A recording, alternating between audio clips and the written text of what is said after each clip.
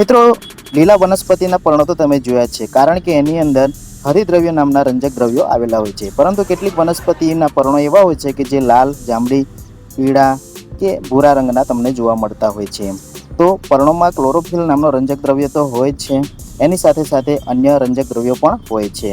જેમ કે કેરોટીનોઇડ નામનો રંજક દ્રવ્ય પીળા, નારંગી જેવા રંગો ધરાવતી વનસ્પતિના પર્ણોમાં આપણને જોવા મળે છે. જેમ કે ગાજરમાં પણ આપણને નારંગી જેવો રંગ જોવા મળે છે. એ છે કેરોટીનોઇડ રંજક દ્રવ્યના કારણે. એન્થોસાયનિન એક નામનો રંજક દ્રવ્ય હોય છે, જે વનસ્પતિના પર્ણો લાલ, ગુલાબી, જાંબલી કે ભૂરા રંગ આપણને દેખાય છે. એવી વનસ્પતિના પર્ણોમાં એન્થોસાયનિન નામનો રંજક દ્રવ્ય હાજર હોય છે.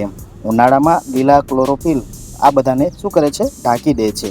પણ શિયાળામાં ક્લોરોફિલ તૂટે એટલે બીજા અન્ય રંગો પણ આપણને દેખાય છે.